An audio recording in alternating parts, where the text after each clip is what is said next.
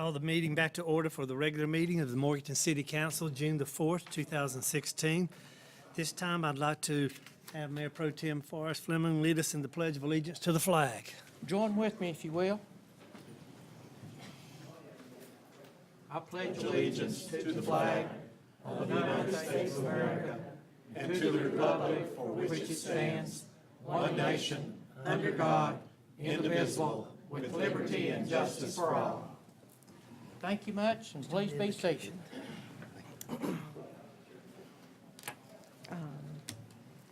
Yes, Kelly knows. The Reverend Jeffrey Kendall.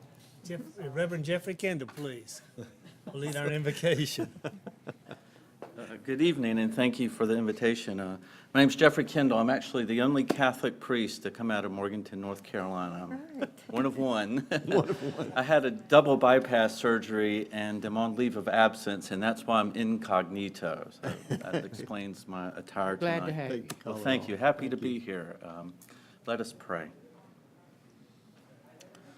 May the Spirit of the Lord come to rest upon us, that the Spirit of wisdom transform our hearts, that the Spirit of understanding illumine our minds, that the Spirit of counsel enable us to judge aright complicated questions before us, that the Spirit of fortitude give us courage amid difficulties, that the Spirit of knowledge lead us to truth, that the Spirit of reverence make us humble servants, that the fear of the Lord fill us with wonder at God's majesty and the great responsibility bestowed upon all of us, made in the image and likeness of God.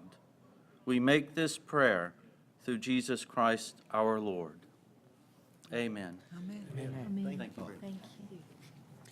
This time, I'd like to introduce our council. To my far right, Wendy Cato, councilperson, council member, Forrest Fleming, council member and Mayor Pro Tem, Louis Vina is our city attorney. I'm Ronnie Thompson, the mayor, Sally Sandy, our city manager. Sidney Simmons had a minor surgery today. He'll be back with us tomorrow, but I think he's been here 6.5 years and never missed a meeting, so we're going to miss him tonight. Chris Hawkins, our city council member. Kelly Russell, our recording secretary, and Becky Brinkley is our interpreter for the deaf community. We have service pins tonight. Carolyn Richardson is to receive her 20-year pin. She's not with us. That presentation will be made at a later date. And Karen Duncan with our finance department, who's been with us 20 years. I'm going to ask Mayor Pro Tem Forrest Fleming if he'll present that service pin, please.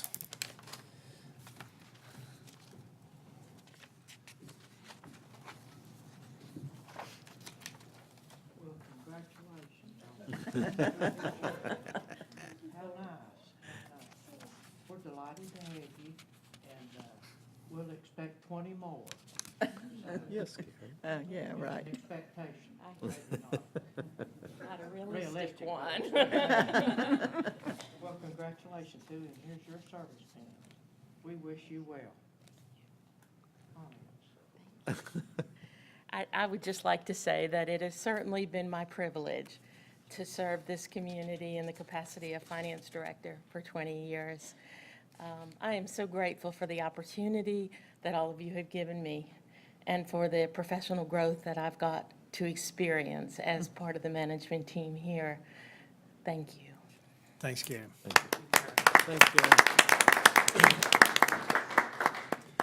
Under our public advocacy, we have a presentation from Continental Morganton Works. I'm going to call on David Jones, plant manager at Continental, please.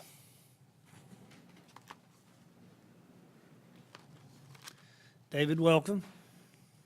Thank you. It's a privilege to be here this evening. First of all, let me again thank you for the opportunity to talk a little bit about our business, talk a little bit about an expansion that we have going on and what the status of that is. And before we start, again, just wanted to acknowledge the appreciation that Continental has for how well the city has worked with us as an employer to make this happen. I'd like for certainly this group of people to know that personally, on behalf of Continental, we thank you. We thank you that you're our partners and our neighbors, and we're all in this together to make Morganton as good as it can be. So again, I would like to quickly run through a few slides, a little bit about our business, and I'm going to go brisk because at the end there are a lot of pictures. I don't want to take up too much time, but a little bit about our business. We actually have 2 facilities in Morganton, both of them on Jamestown Road. One we make electronic braking systems. And for those of you who might be interested, I'll set these on the counter. We make electronic braking systems, and we also make electronic air suspensions. Our largest plant, which we refer to as Site 1, is where we make the braking systems. We'll make about 7 million this year. We'll put electronic air suspensions on about 100,000 vehicles.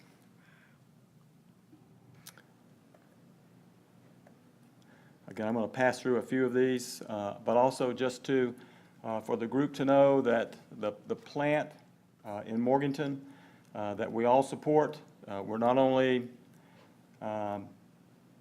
recognized by our customers for the good braking systems we have, but we're really in an upper echelon of quality performers, and you can see a list of, over the course of the last few years, from Toyota and General Motors and Ford and Honda, having been recognized as exemplary in our quality performance. So again, that's something that I think as a whole community we can be proud of, because it's our community members who work there that provide these good products to our customers.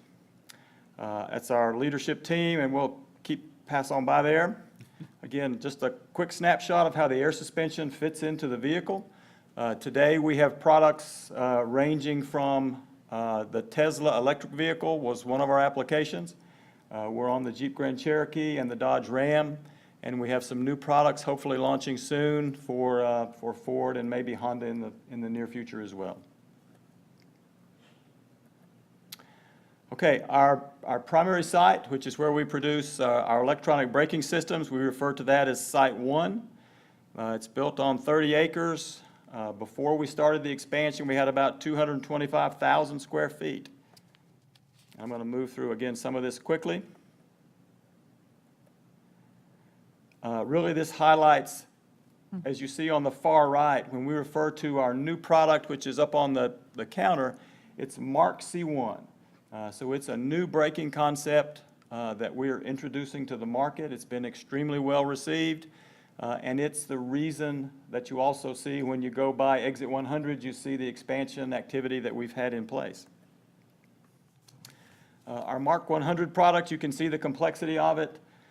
There's about 1.5 billion components that go in to make the 6.5 million of these braking systems every year.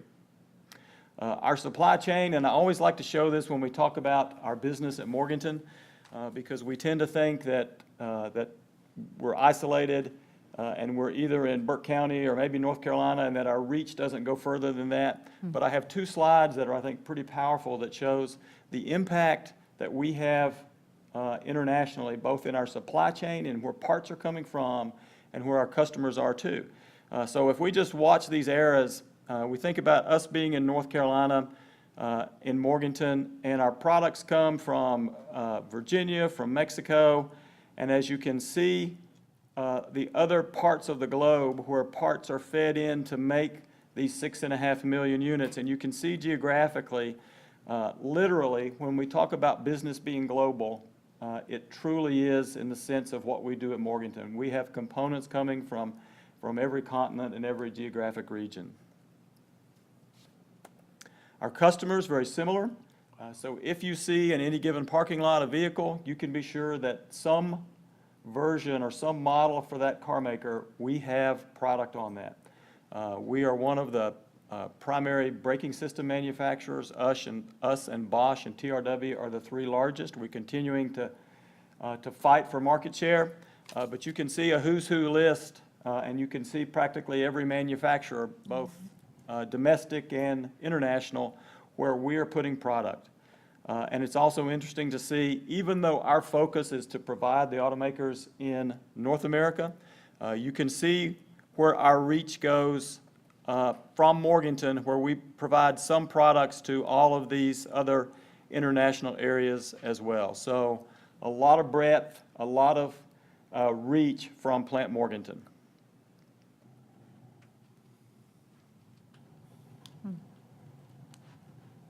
I can also attest that we're starting up a new plant in India. It's the latest addition to our map. I spent a week there myself, and we're starting to provide product into the India region as a company as well. Okay, if I can talk just a minute about Mark C1. Again, that's what we're really excited about at Morganton. We're going to be providing new products to our customer. You can see the unit up here. It has some significant advantages to our predecessor. The customer is able to have a simpler, more condensed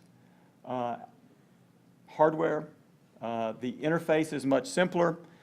You can see that their effort's reduced, the number of components that they have to install is reduced. So we refer to it as a one-box design. So as opposed to multiple components, the customer is able to implement this one-box design. A graphic of what you see on the counter. And also, I think a pretty good representation of what the current system with boosters are, what that looks like, versus our Mark C1. And you can see how the automakers would be very excited about something that has less components, less complexity, and kind of a one-stop shop for their braking system for their vehicles. We will have the steepest launch and ramp up that Continental Morganton has had in the 25 years we've been here. This is a representation of how that volume starts off. Our peer plant in Frankfurt, Germany had a very low application. They started on an Alfa Romeo sedan that had very low volume for about 3 years. We're going to be starting on some high volume Ford products in April of next year, that the ramp up is almost vertical. So it's really going to challenge us. And you can also see the additional complexity of the number of components and where they're coming from in the Mark C1 unit. So every unit will have about 255 individual components that we'll assemble here locally. Our plant expansion, a graphic pictorial there. The yellow is the manufacturing area. On either end, we've added automated warehouses. We found that the new product takes about 5 times the space to manufacture and store that our existing product did. So we didn't have enough manufacturing space, we didn't have enough warehouse space, and we've added on in both of those areas. The actual manufacturing line itself, the building is about the length of a football field, and you can see the continuous diagram of the line. It fills that whole space. So an incredibly complex manufacturing process. And what I want to do now is take you through very rapidly a series of pictures that we've taken so you can see the progression as we started the expansion all the way to what we have today. And it's really an interesting snapshot of how to look at it, to go from mud and snow to what some of you have seen. I think our city manager has been there a couple of times helping us with some floor work. And you can watch it go from a mud hole to a pretty impressive building here. Again, just some data points. We're going to spend about $50 million between the equipment and the building. We hope to ultimately hire about 150 people. When all's said and done, we'll be somewhere between $750 million and $1 billion in revenue. So something we're all pretty proud of and pretty excited about. We will build our first samples for Ford. We'll come off by the end of June to go into test. The testing process is close to a year. We've already got samples that were built from the machine builder's line that had to be in test by February. So the prove out is about a year for these parts to be tested. It's a big place. Amazing.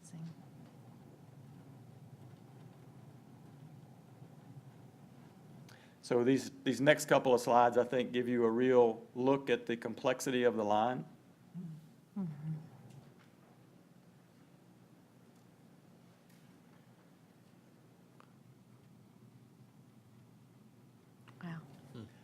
Wow. Again, I would just like to, one more time, thank the city.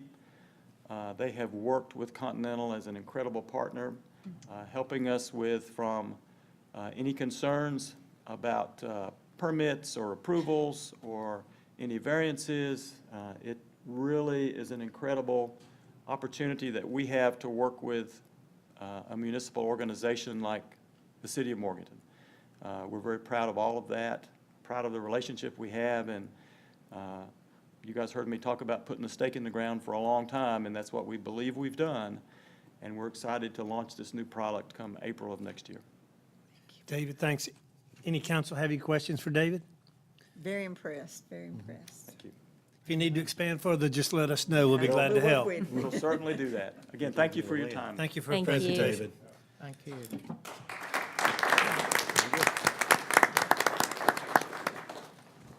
Let's see. Next on our agenda is a proclamation marking the 150th anniversary of the 14th Amendment. As the mayor of the city of Morganton, I hereby proclaim, whereas the Constitution of the United States of America provides for its own amendment and therefore was designed to allow future generations to continue to build a more perfect union, and whereas following the Civil War, Congress passed and the state ratified a series of transformational amendments to the Constitution that gave the United States what President Lincoln promised in his Gettysburg Address, quote, "a new birth of freedom," end quote. And whereas the people of the United States ratified the 14th Amendment to the Constitution, effective July the 9th, 1868, and whereas the 14th Amendment to the Constitution granted United States citizenship to everyone born on the soil of and subject to the jurisdiction of the United States of America, protected fundamental rights like free speech from state abuses, ensured due process of law for the people of the United States, and guaranteed equality for all the people of the United States. And whereas it has been said that if it did nothing more than grant citizenship to former slaves only recently freed, the 14th Amendment would itself warrant jubilant celebration. But the groundwork laid by this amendment and the foundation it built for ongoing civil rights legislation continues to liberate and ensure the freedom of Americans to this day. And whereas the 150th anniversary of the ratification of the 14th Amendment to the Constitution is being observed in 2018, and whereas in 2015, the United States Congress adopted a resolution commemorating the 150th anniversary of the ratifications of the 13th, 14th, and 15th Amendments, and said resolution, quote, encourages state and local governments to join in the celebration by organizing appropriate ceremonies. And whereas the city of Morganton wishes to join in the celebration in recognition of the 150th anniversary of this crucial amendment to the United States Constitution, now therefore, as mayor of the city of Morganton, I hereby proclaim on this, the 4th day of June, 2018, that the city of Morganton recognizes and celebrates the 150th anniversary of the ratification of the 14th Amendment to the United States Constitution and acknowledges the critical role that the 14th Amendment has played in the assurance of the rights and liberties of all persons and in the development of a more perfect union. This, the 4th day of June, 2018, Ronnie Thompson, Mayor. I need a motion to adopt this proclamation. So moved. I have a second. Second. Any discussion? All in favor of the proclamation signify by saying aye. Aye. Motion passes. Next is consideration of our consent agenda. I believe. You want to No. do the events first? Upcoming events, I'm sorry. I want to talk about TGIF. On June the 8th, Duatia, who's a Celtic performer, will perform. On June 15th, Throwdown Jones will perform, which is rock music. On June 22nd, the Alligators, which will play the blues. On June 29th, TGI Friday is a showdown, which is a talent competition. On July 13th, the Kids in America, which is an 80s tribute, plus a cruise-in will happen. On July 20th, the Red Dirt Revelators, which is blues and rock. And on July 27th, the Colby Dietz Band, which is Americana music. On June the 9th will be the State of the Origin Craft Brew Festival from 5 o'clock to 9 o'clock on the Old Courthouse Square. I believe that's a ticketed event. It is. We will not have a July meeting for City Council. On the 4th of July, the celebration kicks off with the Red, White, and Blue Festival on the 4th. The 4th celebration is free on the day of the 4th at Catawba Meadows. The concession stands will open and games and contests will begin at 5 o'clock. Music and entertainment begins at 7 o'clock, and the fireworks begin approximately 9:30. The Red, White, and Blue Festival, Thursday, July 5th through Saturday, July 7th, will be at Catawba Meadows. Tickets are available through the Comma Ticket Office, or tickets may be purchased at the gate. Diamond Rio headlines the Friday night stage for the festival. The Farmers Market will continue on Saturdays and Wednesdays in the month of June and July. That is all of our announcements. Next, we have the North Carolina Municipal Power Agency update. Sally? And nothing to report at this time. Next on our agenda is the consent agenda, and I believe there are 6 items. Sally? Absolutely. There are 6 items that the council will be asked to approve in one motion unless somebody wants those items removed and discussed separately. For those of you viewing at home, it includes 2 sets of minutes from the regular meeting on May 7th and then from a closed session on May 7th. The resolution adopting the 2017 local water supply plan, several budget amendments, one to receive funds paid back for small business loan repayments in our CDBG fund, and then a series of items related to another new industry coming to Morganton, and that is VECA. This is a contract with Western Piedmont COG to administer a building reuse grant. The appropriate budget amendments go along with this, $525,000. $500,000 of that is the building reuse grant, $25,000 is the administration.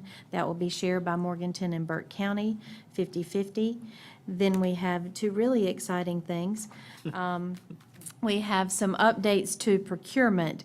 So the state has changed the requirements for procurement using federal funds, and this is a policy that we are asking you to adopt that will keep us in compliance as we follow that anytime we're using federal money. This will go into effect July 1st, 2008. And then the second piece is a resolution authorizing the City of Morganton to engage in electronic payments, of which we do a lot of, as defined by the General Statute 15928. So this sets up the new rules for how we pre-audit purchases using electronic payments. That is everything on the consent agenda tonight. Do any council members wish to have anything removed from the agenda? If not, to have a motion to approve the consent agenda. So I move we approve the consent agenda. I have a motion and a second. Any discussion? All in favor of the consent agenda, please signify by saying aye. Aye. Motion passes. Next on our agenda is the presentation of proposed budget and a call for a public hearing on the proposed budget on Monday, June 18th, 2018, at 6 PM.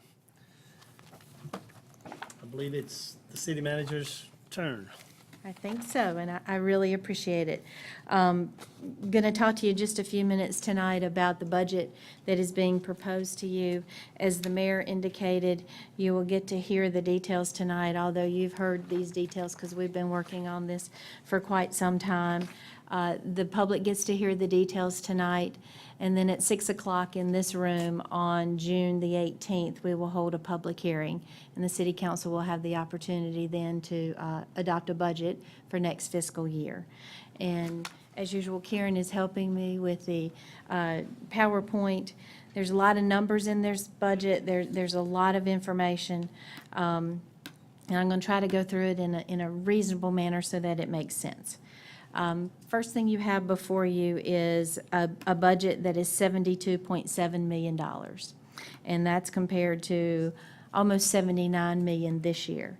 Seems like a big drop, but I want to explain that because on the surface, that's a bit deceiving. We have been very successful with some federal grant money this year, and to the tune of almost $5 million. And so that really inflated this year's budget in comparison to the one we are asking you to consider for next year. And we'll talk a little bit about that. Can tell you that the $72.7 million budget includes capital improvement plans in the general fund. That is about 2.8 million, a little under 2.8. And in the utilities funds, all of them, about $3.6 million is planned for equipment replacement, facilities improvements, and other types of capital improvement programs. We will talk a little bit about some of those later. The budget proposes that we continue our partnerships that we currently have, about a little over $500,000, and that continues our relationship with Burke Development, with Burke County Library, and the Foothills Regional Airport. And you see those amounts there. So we'll talk about the general fund first. And the general fund is the budget that you find general government activities and the kinds of things that help to improve our community that are non-self-supporting. So these are activities and opportunities that happen, unlike our utilities, that don't have, a specific set of ratepayers that pay for everything to happen here. The general fund has taxpayers, and it has fees associated with it. So here you see the fact that the $4.7 million that is less than last year, 4.730 were grant proceeds in the current year. So that is really, and those were largely two major projects that we had, and that's the Downtown Greenway Connector and the Exit 105 Service Road. And you'll see those in here a little bit later. So the highlight of the evening, and probably what is not going to make anyone happy, is the fact that I am recommending that you consider a 4-cent tax rate increase. We have not changed our tax rate in 5 years in the city of Morganton. It has been at 53 cents for the past 5 years. We'll tell you that 1 cent on that tax rate generates about $155,000 in revenue. That at 57 cents for next year, the total ad valorem tax revenue will be 8.7, a little over 8.7 million. I think it's important that everybody understands, because I think there is the belief out there that the property tax pays for everything that we do. The property tax revenue with the 4-cent tax rate increase will pay for 38% of the general fund next year. And that's pretty typical. We fund somewhere less than 40% of the general fund activities that everybody enjoys with our property taxes. We'll tell you that for the second year in a row, and we talked about this last year, the total assessed valuation is declining. We have had a very flat assessed valuation for 4 years. Now, I do think that's going to turn around. You just heard an exciting opportunity with one of our local industries. It's investing $50 million in their equipment and their facilities. We have had some other industry announcements. However, those aren't happening yet, and those aren't occurring, and so we're not going to feel the results of that until after next year's tax valuation. Also included in the general fund, and before I talk about the motor vehicles tax, so why do we need a tax rate increase, and why do we even do what we do? I think this goes back to our community's vision. I think this goes back to what we have heard during the last year in the process, where we have been in contact with a lot of folks in this community. When we updated the downtown master plan and the recreation master plan, the reach out to the people who live, work, play, and visit this community in both of those processes was large. And this is what we heard consistently. And this is what I believe that we have tried to do year after year, and I believe this really defines our vision. I think we offer quality services, and I think we're very proud to deliver those services, and we want to continue that. We offer the services at a price that's reasonable and affordable to the people who live, work, and play here. At the same time, just providing basic services is not what Morganton has ever been about. We also invest in the quality of life and the things that make Morganton different and special. And the reason we're doing that is we're trying to attract new development and new people to come into our community so that we can continue to thrive and we can continue to grow. So everything that we're talking about tonight really goes back towards supporting that vision. The motor vehicles tax, the $20 that a couple of years ago the City Council put into place, which is a $20 tax each year on each motor vehicle that is licensed. replace the privilege license taxes that the state took away from us. The revenue generated by this next year, we believe, will be $259,500. The value of that is 1.67 cents on your tax rate. So if you wanted to raise that with just your property taxes, you would raise it 1.67%. The motor vehicles tax applies to your vehicle, whether you own real property or not. The downtown tax rate, which is for our special municipal tax district, has been 14 cents since 1995. Would recommend that we keep that at 14 cents. The total revenue next year generated from that's $116,389. 1 cent on that tax rate generates about $8,400, and that's been fairly consistent for the last couple of years. We see about the same amount of investment in downtown that we see in depreciation. And I will tell you that next year, the 116 funds only 13.2% of what we are budgeting in our Main Street program. So, what's the big news? Big news is sales tax. And you know, I like to talk a lot about sales tax. It is a passion of mine. We'll tell you that in this budget presented to you, we're looking at a little over $4 million, $4,241,000 to be generated in total sales tax next year for the city of Morganton. That is a 4% increase over what we think we're going to get at the end of June this year. That is, since 2014, a 28.5% increase in sales tax. That is a bright spot. Sales tax makes 19% of our budget. That is a gigantic revenue. And I also have to tell you that sales tax that's being generated in the city of Morganton is funding the other municipalities in the county and a very large revenue for Burke County. In most cases, that revenue in most of the municipalities is more than their ad valorem property taxes. Not in all cases, but in a lot.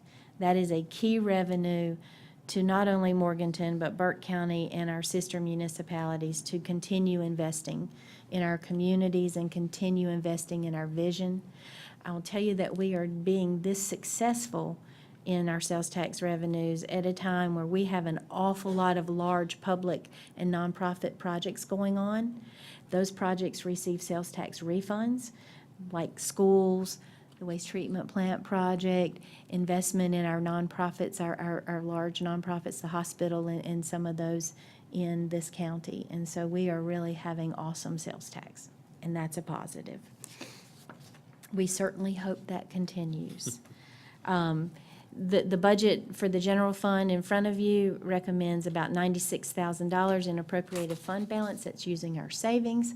Some of those you had earmarked last year for specific uses in the budget this year, and it very easily meets the council's policy of keeping a fund balance of at least 15% of our annual expenses. Additionally, and I think some of the things that are worth talking about in some of these things are the details in the budget that are coming out of our master plans and some of the planning processes we've just been through in order to, again, support that vision and that reinvestment in our community. We have heard loud and strong that we have a housing need, not only in Morganton, but in all of Burke County, actually all around us. It doesn't stop at the county borders. We are reinstituting a low-interest loan program for housing. We're asking you to set aside $120,000 for that next year. That would be a first-come, first-served basis. You will be reviewing the requirements for the applications for that. We did this several years ago, and it generated an awful lot of housing units in downtown. We think this is the right step and a positive step towards starting to fulfill our gap with housing. The downtown master plan said that we could handle about 1,800 new housing units in downtown Morganton alone. So, also, and I wish that our veterans group was here. One of the other things that came out loud and strong in the master plan is the opportunity and a chance to take the historic courthouse square, which is the heart of our community and the center of our community, design and engineer some renovations to that square to give it more life, to preserve that green space, which is extremely important. But most importantly, in doing that, we need to respect the history that is there, because again, that is part and parcel to this community and is the heartbeat of our community. That, as you well know, is programmed year-round. It is an event space. It is where we do a lot of activities, not just the city, but many other groups too. So the budget appropriates $85,000 to begin designing and looking at a plan for renovating that square in the manner in which we've just talked about. Solid waste, our garbage fee, recommending no increase in the residential fee. That is currently $12 a month. And I would like to say that this too is an area that sets Morganton apart from others. We still do backyard pickup. We do that once a week. You get your rough trash picked up on the same day that you get your residential trash picked up. You get leaf collection, and you get that in a way that very few communities do in the fall, and we're very proud of that service.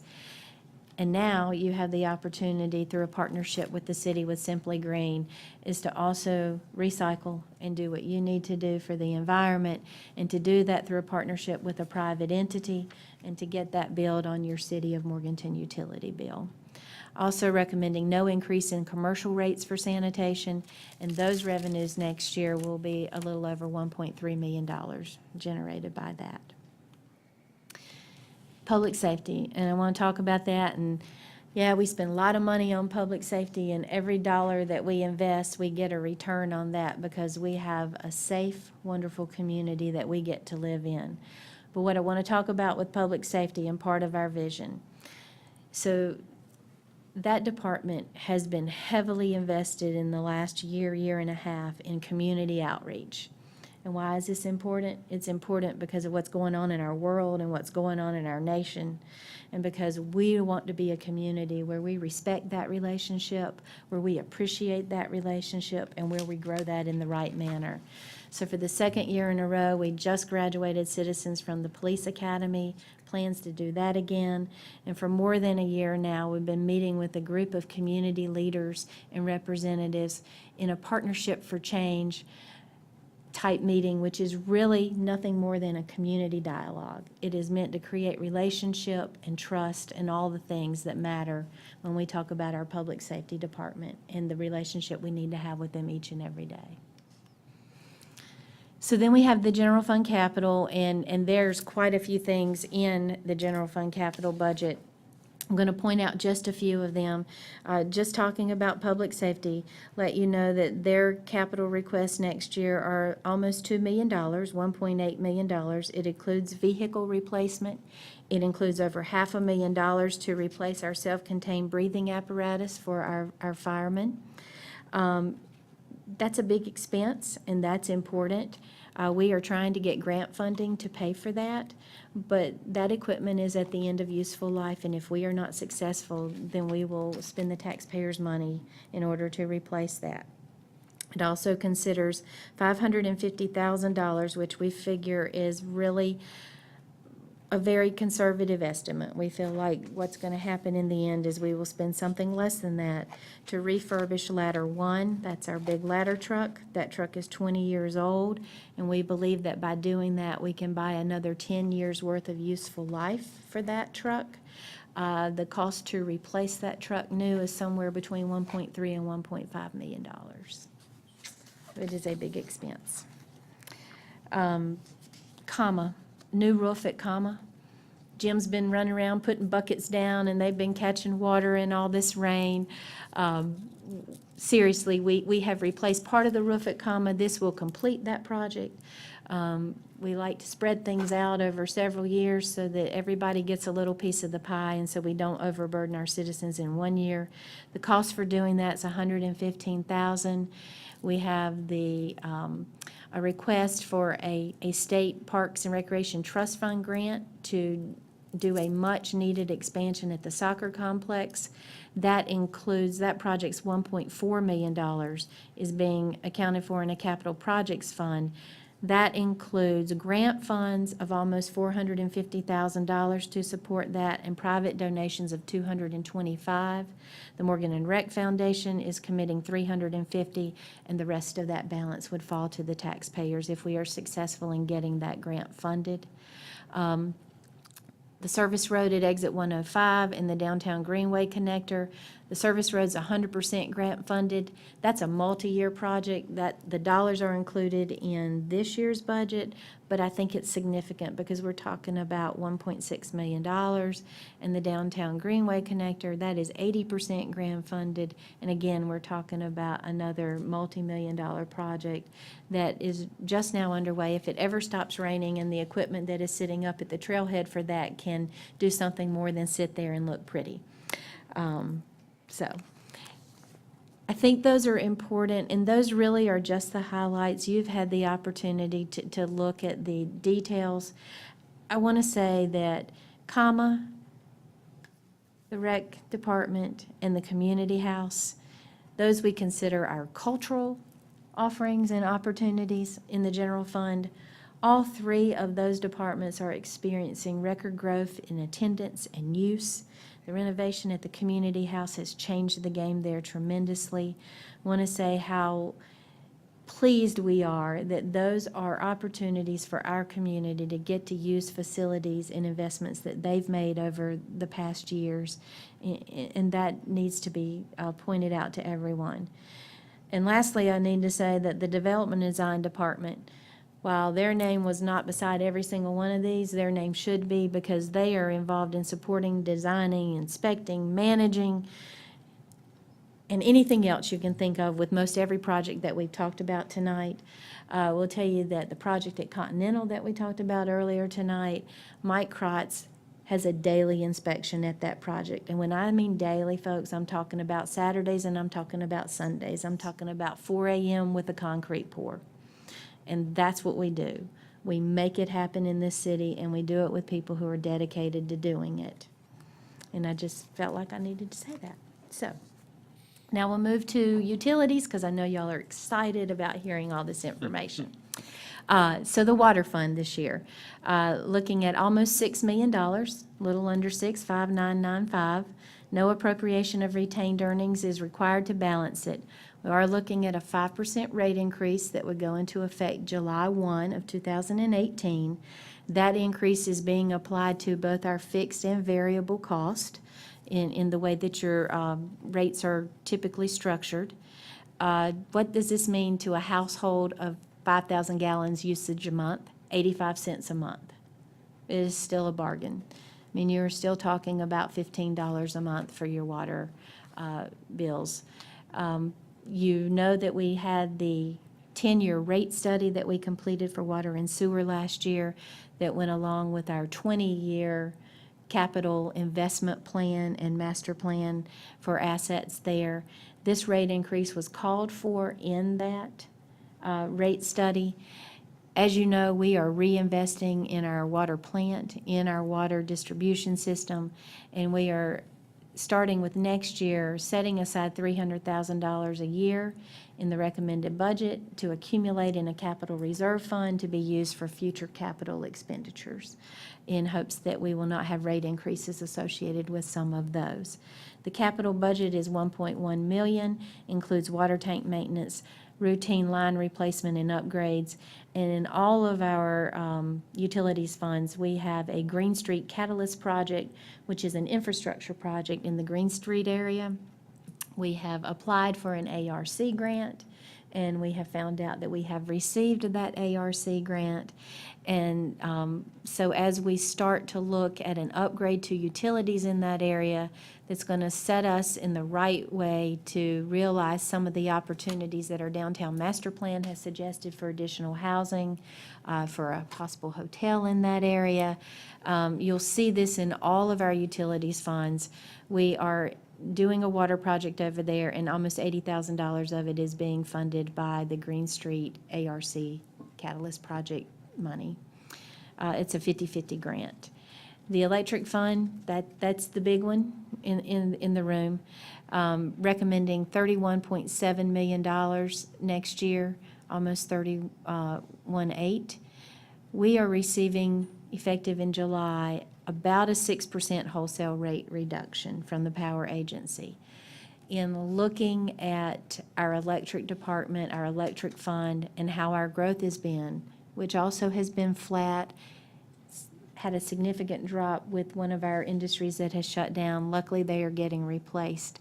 But as you heard, those, much like the tax investment of those entities, we are not going to see really any electric effect of that until late next fiscal year, mid-2019 calendar year. Would recommend, however, that we pass along a 4% rate reduction to our residential customers and our small commercial customers. What this means to a typical household that is an all-electric household, almost $5 a month that they should see on average their electric bill go down. Will tell you that every few years, and those of you that have been on the council for a while have been through this, we do what is called a true-up, and we match our wholesale rates to our retail rates. It's very important that as we get our wholesale bill, we bill our retail customers in much the same manner. And in this case, we're not talking about residential customers, we're talking about large industrial, large commercial customers. Otherwise, we end up selling them power for less than we pay for it. And that's probably not a really good idea. This year, because of the rate reduction, we felt like this was a great time to true that up, because what that lets us do is minimize any increases to those larger customers. So we have several rate increases to some of those larger customers for that tweaking. Those range by customer class from 0.5% to a 1.8% rate increase at the top. Would also recommend that with our largest customers, we take their fixed charge of $200 a month and reduce that to $100 a month. Phasing out non-LED area lights. The industry standard is now LED, and as our old ones are dying, we are replacing those with LED lights.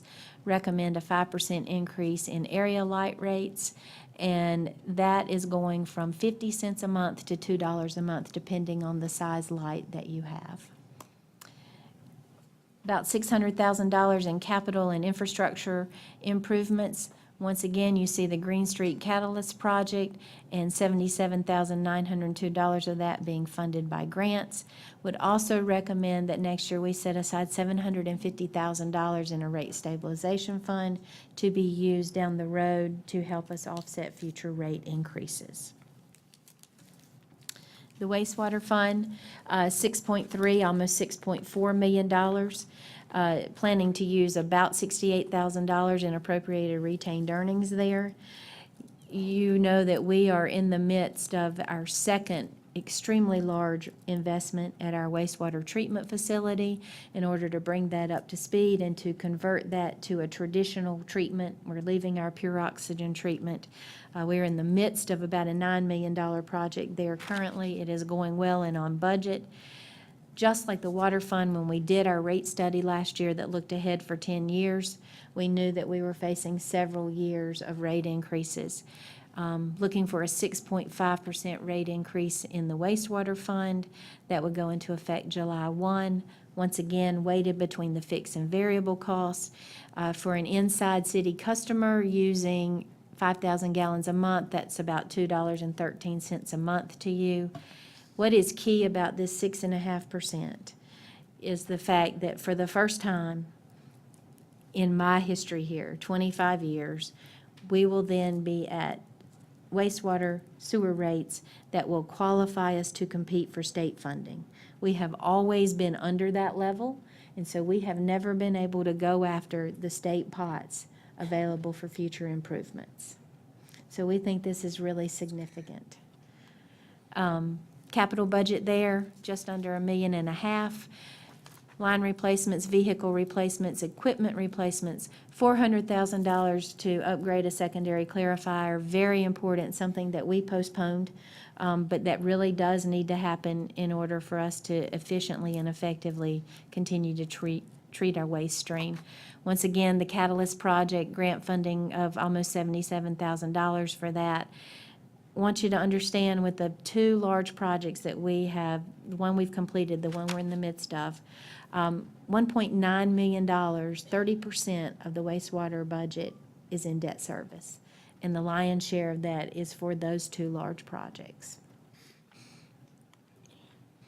Compass, truly what has become a bright spot, at least most of it. A little over $5 million is proposed for next year's budget, no appropriation of retained earnings required to balance it, recommending no increase in internet and phone fees. We're projecting 30 additional residential internet customers to be added per month. We had a very successful campaign this past year, added about 158 residential customers during that campaign. We are consistently seeing 30 new internet customers a month. Would like to do a campaign next year, and the budget includes some dollars for that for our business customers for internet, and we are projecting to get 25 new business internet customers next year. The piece of this and what we've been talking about now for about 3 years is the TV piece, the video piece of this. Much like the rest of the country, the video piece of this continues to suffer. We are projecting to lose about 160 customers over the course of next year in the TV portion. Can tell you that, however, that decline is less than what our consultant projected a couple years ago, and so we are seeing our customers hang on longer. Effective August 1st, the last $5 a month bundling discount is being eliminated. You recall we had a $10 one, and we elected to eliminate that over a series of years to put less burden on our customers. Programming cost, they continue to climb. 56% of the budget is in programming, $2.3 million. And that is after a very successful negotiation period that we had for our off-air channels in the winter this past year. Effective January 1, a 6.2% increase. That is exactly in response to our additional programming cost. We're pleased to say that at least it's moving in a better direction. Last year's increase was 7%.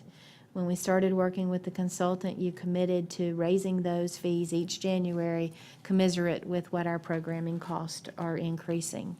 So broadcast basic from $30.40 a month to $2.40, going up $2, and then the basic service an additional $5 from $82 to $87.63. Cemetery Trust Fund, where we maintain our cemetery and take care of that, $9,800 budget, $8,600 of that comes from marker sales and niche sales at the columbarium. Our IGS fund, which is the fund that serves all of us internally, includes our IT department, or as we like to fancy them up, the IRMS department, includes our warehouse and garage. IRMS is basically flat, a little over $1 million. 34% of that's for software and hardware contracts, and looking at some routine replacements and some server upgrades, about $93,000 next year. Warehouse budget, $410,000 for inventory purchases.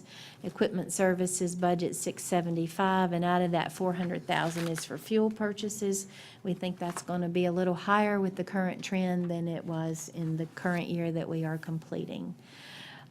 People, 289.5 positions, asking you to consider a 1% COLA, a cost of living adjustment for all employees in July.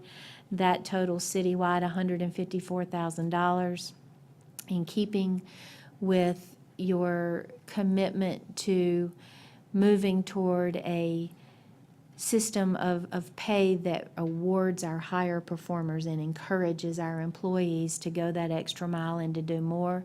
A 2.25% merit increase planned to happen after a performance evaluation process in March of 2019.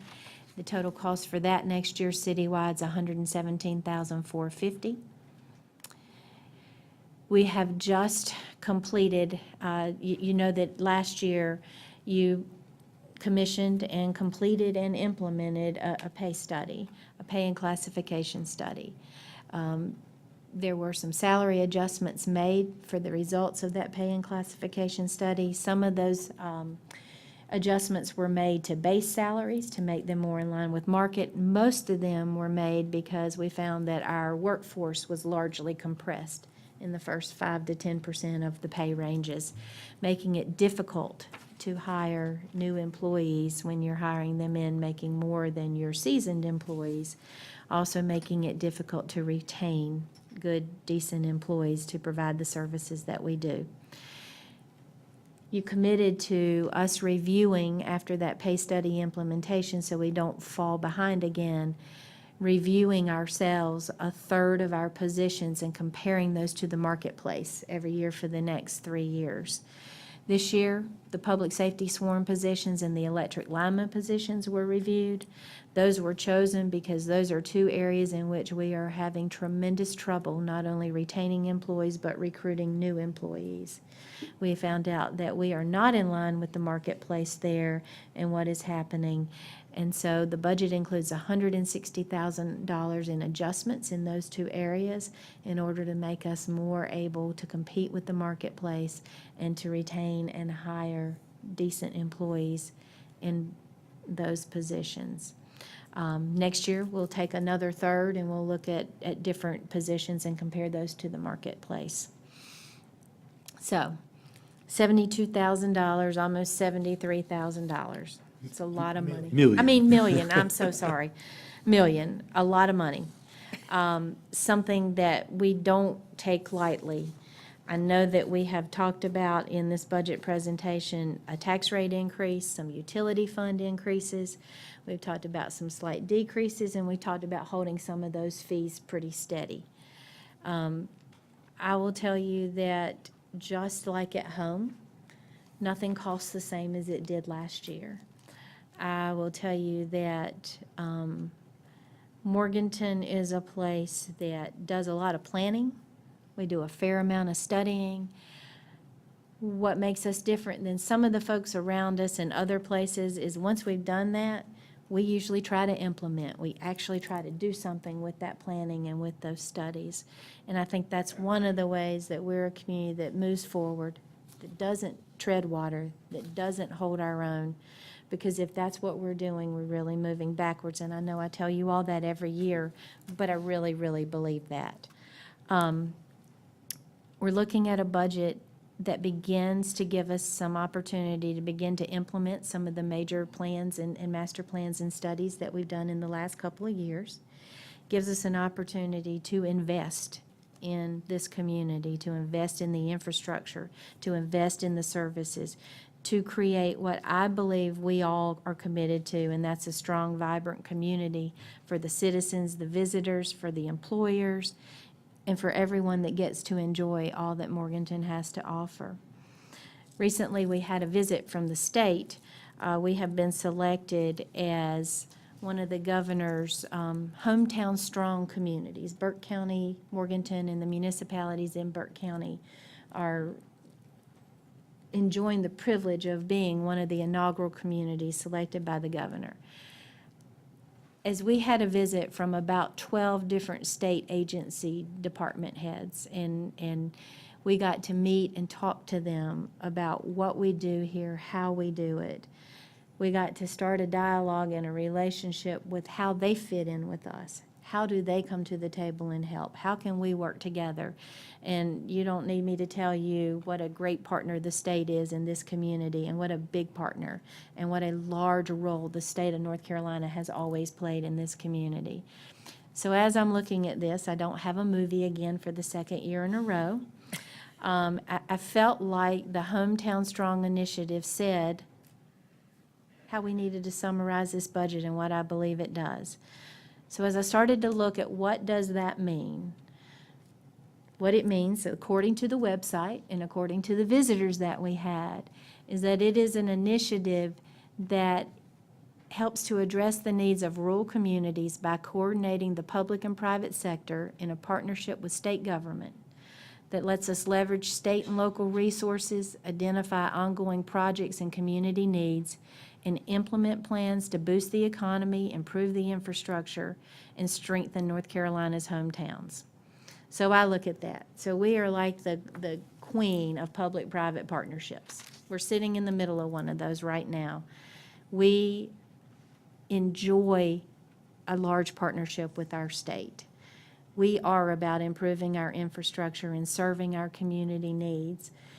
And I remind you that the 800 acres sitting over in the center of town, where the new Broughton Hospital is being constructed and the existing Broughton Hospital will be vacated, where the School for the Deaf exists, where the School of Science and Math Morganton is just about to be built, where we have other opportunities with property owned by Burke County and the Community College in the state of North Carolina to create public-private partnerships, to invest in this community, to change the face of this community and this region.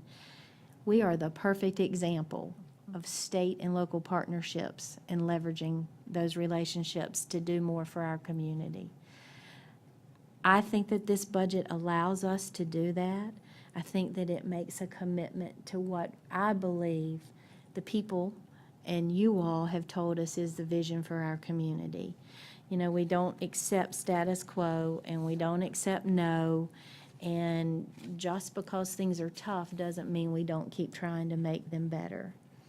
I really have to say, again, thank you to the council. I know you've put a lot of hours into this, the city staff, the department directors, the employees, everybody who's worked on this plan, which is going to be our community's plan for next year to keep us moving forward. I thank you for having the courage to be a part of a team that believes in and is dedicated to leading Morganton forward, because I really believe that's what we are. And I know you all get sick of hearing that from me, but I really do believe that. I really have to thank Karen and Michael. Once again, this is a tedious process, and there are a lot of numbers in here, and there's a lot of information, and there is a lot of vetting, and there's a lot of back and forth with the folks over in this corner, a lot of negotiation, a lot of conversation to get us to the point where we bring you something that we believe is responsible, where we believe bring you something I think that you can believe in. And for all your help, I really appreciate it. It remains my privilege to get to serve in this community. I present to you a budget that I believe sets us on a course for a bright future. I think that it is the opportunity for our community, if they so choose, to be a part of the next steps. I encourage everybody, get involved, ask questions, volunteer, work on a Friday night, use a park, serve on a committee. We're getting ready to make a lot of appointments, and we've got open spaces. Get involved, take part in your community, care about it. Shop downtown. Join the next Citizens Police Academy. Take pride in your community and be proud of what we offer and proud of who we are. And I hope that this budget gives this council and this community the opportunity to enhance Nature's Playground, to create economic development opportunities, and to keep us moving forward. Sally, thanks for a great presentation. Thank you, Karen, Michael, and the department heads, because it has been weeks and weeks and weeks of the budget. At this time, I'm going to call for a public hearing on the proposed budget on Monday, June 18th, 2018, at 6 p.m. Okay. Second. Okay, got a second? It's a motion, yeah. All in favor of that call, please signify by saying aye. Aye. Motion passes. Okay. Under new business, a consideration of authorization to proceed with taking of several tracts of real property on Jefferson Street by eminent domain. I'm my city attorney, Louis Vigna, to cover that for us, please. Thank you, Mr. Mayor. I believe that Sally mentioned several times in her presentation about Green Street and the Greenway as well. This, of course, is related to the connector that we've talked about so long between the downtown area and the North Green Street Greenway, and the Greenway along the river through Catawba Meadows Park. To make that possible, the routing of the Greenway, and of course, there is a map that you were provided in your materials. The connector from North Green, where the trailhead is beginning to be developed now, to the Second Street area and then running down toward Mountain View Rec Center, takes a big loop to deal with the very deep gully, ravine, actually, that small branch creates there. Would cross, the planned route would cross three tracts of private property, which are from north to south, 216, 214, and 212 Jefferson Street. The city has already been in negotiation with the owners of these properties, and we certainly hope that within the budget that is provided and the grant money that's provided, we'll be able to acquire those by negotiation, which would require the acquisition of the ownership of 216 and 214, which are currently unoccupied vacant houses. And on 212, as the map shows you, it's just a small corner of that property. We would need an easement for the greenway to cross that. That is an occupied house. All these were rental properties. However, if we're unable to negotiate that, staff believes we would need to acquire those by using the power of eminent domain, and therefore need authorization from council to proceed with negotiation, and if that fails, with the taking by eminent domain. Which, just to be clear, when we say taking, that means acquisition, paying for the properties at the appraised values. What's the wish of council? I'd like to make a motion that if the city staff is unable to negotiate purchase of each of these properties, then the city attorney, without further authority from council, is authorized to institute proceedings under the power of eminent domain for the taking of that parcel located at 214 Jefferson Street, owned by Trang Minh Tran and Hang Van Tran, that parcel located at 216 Jefferson Street, owned by Sherry Surratt, and an easement across that parcel located at 212 Jefferson Street, owned by Coit Lockey and Regina Lockey. I have a motion. Do I have a second? Second. Any questions for Louis or Sally? And may I just make clear Sure. that the owners that we've listed are the owners of record, whether that's the actual interested parties, I'm not certain of. Council have any questions? This, the negotiation process, how is that going? Are you assuming with some certainty that we're going to be able to negotiate this and No, not have to use our eminent domain to do this? I certainly can't assume with certainty. We have obtained appraisals of the properties at 216 and 214, and we're waiting now to get an appraisal on the easement value for 212. Whether we'll be able to negotiate the prices is uncertain, frankly, which is one reason why we need to get this authority, especially since you won't be having a meeting in July, and we'd like to be able to move forward with the project as soon as possible. If negotiation fails, we have to give a 30-day written notice to the property owner before we commence the eminent domain procedure. So we don't want to have to put that off until the fall. And that's why we're asking that authority at this point. And Louis, this connector will eventually move around the new Mountain View School and actually connect there, correct? Yes, if you can look at the picture at the top of your page, it's looking toward the north, and it will go down, the route will run down Second Street all the way to Mountain View Rec Center. Right. Loop around that, and then go past the new Mountain View School, and then we'll be crossing over Sanford Drive at the new light that will be installed to go to, into Catawba Meadows Park and connect with the Greenway. At Bushell Street.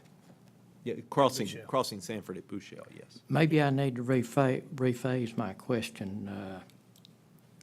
Are the property owners talking with us about the sale of the property? Yes. I can say that, yes. Okay. Any other questions for council? All those in favor of the motion, please signify by saying aye. Aye. Motion passes. Next on the agenda is consideration of adoption of supplemental agreement between NCDOT, the City of Morganton concerning, again, the Downtown Greenway Connector Project. Louis? Yes, I can handle this. You may remember that back at the March council meeting, we adopted an agreement with DOT for administration of the grants, the federal funds that were to be used to construct the connector. The initial funding did not include, or the initial agreement didn't specifically provide for the acquisition of right-of-way. It only provided for construction costs. So DOT now requires a supplemental agreement before we may use any of the grant funds for acquisition of right-of-way, which is what we've just been talking about. So a supplemental agreement is necessary to do that. Understanding that this project has been redesigned several times throughout this process because as you got on site and you found out that if you had to bridge the ravine, that it would just be way too costly and it could not happen. Plus, it was very difficult to meet handicap accessibility. And so this is a redesigned process, which is what is requiring this supplemental agreement. What's the wish of council? Motion to adopt and approve the supplemental agreement between NCDOT and the City of Morganton for administration of city, state, and federal funds concerning the Downtown Greenway Connector project, and specifically authorizing use of some such funds for acquisition of rights-of-way and to allow the mayor and/or technical changes as necessary. I have a motion to have a second. Second. Any discussion? All in favor of the motion, please signify by saying aye. Aye. Motion passes. Next is a consideration of appointment to the ABC Board. This is a 30-day notice. 30-day notice for the ABC Board. And that is one vacancy. Yes. And Now we move to a large number of appointments. okay. The next is consideration of appointments to boards and commissions, the first being the Board of Adjustment, which is a city council appointment. Sally? Yes, we have two terms that are expiring. Hugh Lowe and Thomas Ure have been serving and have been consistent members of that board, and do believe that they are interested in continuing to serve on this board. We'll also note that we still have two vacancies, and that these are for a county appointment and a county alternate position. We continue to ask Burke County for appointments for that, and have not received anyone wanting to do that. What is the wish of council? Move to reappoint Hugh Lowe and Thomas Ure to the Board of Adjustments for terms to expire on June the 3rd, 2021. Have a motion to have a second. Second. Any discussion? All in favor say aye. Aye. Motion passes. Next is consideration to the Cable Television Commission. Sally? We have two terms expiring there. Dorian Palmer is serving in an at-large position, and Jim Coleman for Western Piedmont Community College. Those terms expired in June 2018. Again, we have these two folks who are interested in being reappointed and continuing to serve, and recommend that you consider that. We still have one more vacancy, We correct? do. What's the wish of council? Motion to appoint Dorian Palmer and Jim Coleman to the Cable Commission to fulfill a vacant term which will expire on June 1st, 2021. Do I have a second? Second. Any discussion? All in favor say aye. Aye. Motion passes. Next is the consideration for the Community Appearance Advisory Commission, and this is a mayoral appointment, and we have Judy Lane, Barbara Norville, and Laura Irvin Smith. I think they've been consistent members on the Community Appearance and are willing to continue to serve, so I move to appoint to the Community Appearance Advisory Commission, Judy Lane, Barbara Norville, and Laura Irvin Smith, to terms to expire June 1, 2021. Do I need a vote on that? No, that's your Okay. appointment. Next on the agenda is consideration of appointments to boards and commission, the Human Relations Commission. It's a mayoral appointment. several people who do not wish to be reappointed, but I'd like to appoint Captain Jason Wisnut for a term to expire May 3rd on 2021. And I'd like to appoint Reverend Wayne Johnson Sr. It's a typo. Yeah, Wayne Johnson Sr. for a term to expire on May 3rd, 2021. That's a mayoral appointment. And there are still And vacancies that there. leaves us 2 vacancies to be filled at a later date. Okay. Next is consideration for the Main Street Advisory Commission. That's a mayoral appointment. And I wish to appoint Jennifer Whittington, Clark Irwin, Chris Jernigan, Julia Mode, Tamara Starnes, the Main Street Advisory Commission for terms to expire on June 30th, 2021. I so appoint them. And we have 1 remaining vacancy that we hope to have someone to serve in at a later date. Okay. Next is the consideration for planning and zoning. And Sally. Claude Huffman, who has been serving on this board since 1997, has decided to retire and has requested not to be reappointed at this time after a lot of years of service. We would ask that you consider reappointing Waits Gordon and Bill Lennon. Both have indicated an interest in continuing to serve and have been consistent and faithful members of that. You also have before you 2 folks, citizens who have expressed an interest. We have received the application of one of those, and that is Eric Engstrom, and that is included in your packet. What's the wish of council? Move to reappoint Waits Gordon and Bill Lennon to the Planning and Zoning Commission for terms to expire on June the 3rd, 2021. Have a motion to have a second. Second. Any discussion? All those in favor say aye. Aye. Motion passes. Have Move. another motion? Move to reappoint Eric Engstrom to the Planning and Zoning Commission for a term to expire on June the 3rd, 2021. Have a motion to appoint. Do I have a second? Second. Any discussion? All those in favor signify by saying aye. Aye. Motion passes. Next, we have consideration to the Recreation Advisory Commission. Sally? Yes, we have 3 individuals who have terms expiring, and that's Ruth Roseborough, Rick Roper, and George Logan. George has requested not to be reappointed at this time due to some other commitments. I believe that both Ruth and Rick are willing to be reappointed and have been consistent participating members. Do I have a motion? Motion, I'm sorry. Go ahead, Chris. You go ahead. Motion to appoint Ruth Roseborough and Rick Roper to the Recreation Advisory Commission for terms to expire on June 30th, 2021. Have a motion to have a second. Second. Any discussion? All those in favor signify by saying aye. Aye. Motion We have passes. 1 vacancy left. We hope to bring a name to you in the future. Okay. Any other items that need to be on the agenda? I do have a couple items. I'd like to welcome Chrissy Murphy with the News Herald, our new reporter. Glad you're with us, and we hope we're not too much of a burden for you, okay? Welcome. I'd like to call Brad Barrs forward, please. If you'll give us some information about our recent rainstorm and the impact it had at Morganton. I think our staff, electric department, water department, everybody worked admirably over the past 2 weeks. Brad, what was the final count? What came through the water plant and wastewater plant? Well, I'm happy to report that we aren't operating under any drought conditions at this time.